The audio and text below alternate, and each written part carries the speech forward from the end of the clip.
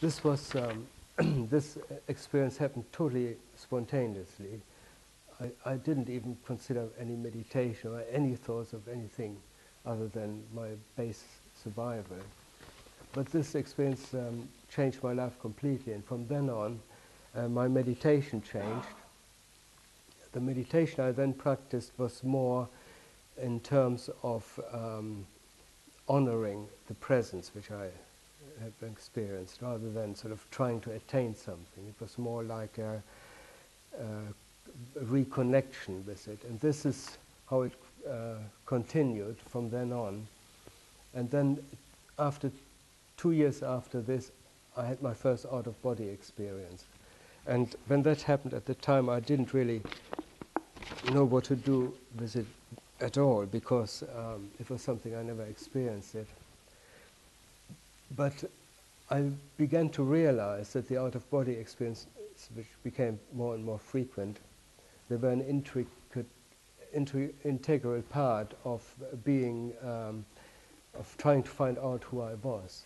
And gradually I figured out that we don't live just in one dimension, but that we are multidimensional entities, and that our existence feeds from an infinite number of dimensions, and each dimension, each aspect of our being has a correspondent dimension in which it can tune into.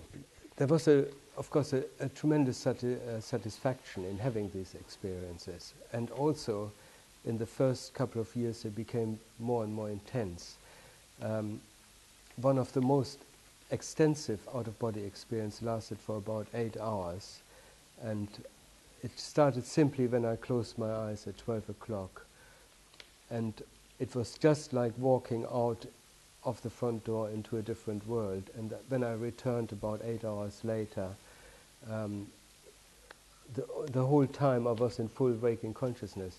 And the thing that made it so incredible, because I had to check back 4 or 5 times while I was out of my body. I thought I had died, so I had to go back to my body to check whether I was still alive, because I was so fully awake and so fully aware in this new type of environment, which was almost impossible to accept as anything else other than physical death.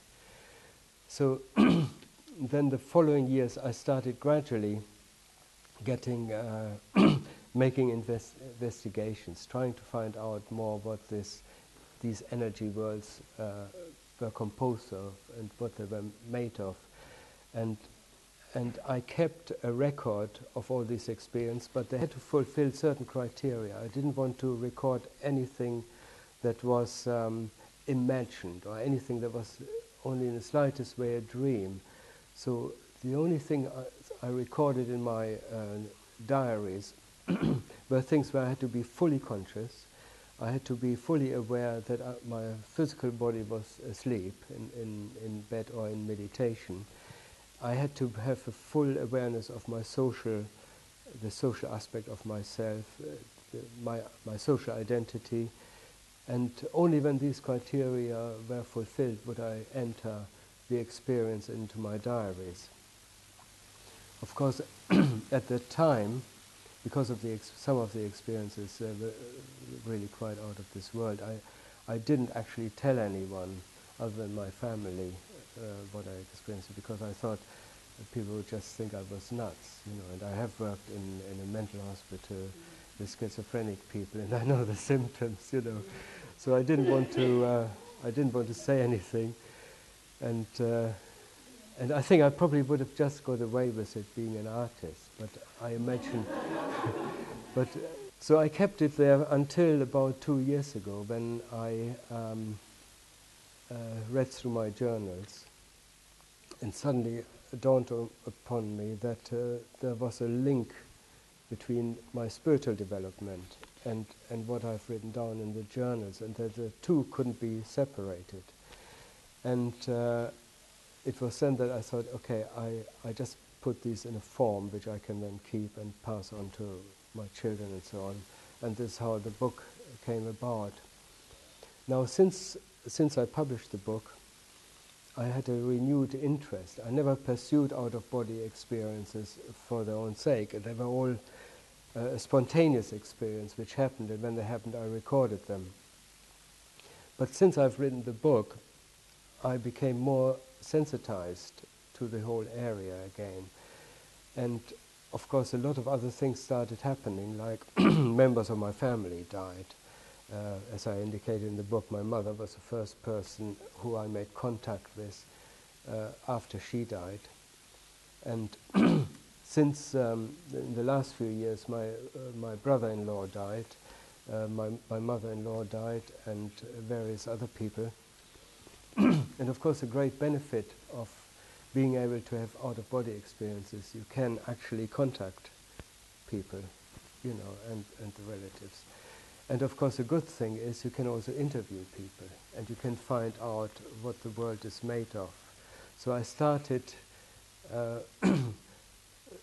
mean, in this book I've already started drawing an outline of what we can expect to experience when we all die, because one of the things which will become clear to us, that this life we live here is only a very small portion, or a very small aspect of our real life.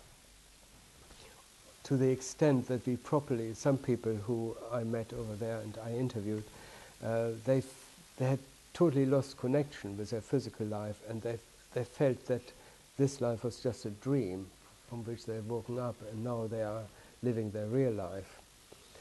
And so I started getting really deep into finding a way around it and trying to explain the different levels of consciousness. And that's, I think, one thing which I quite like to talk about tonight, because it concerns all of us. We have to prepare ourselves for the fact that we only spend a small portion here. And when we get older, you know, we shouldn't think in terms of the next 10, 20, 30 years and then it's an end. We should really start thinking in terms of the next 100, 200, or maybe the next 1,000 years.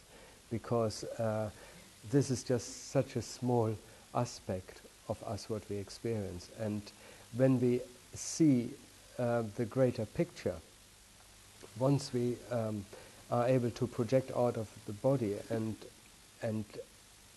are able to investigate the vast vistas which we enter into, then we see everything from a totally different viewpoint.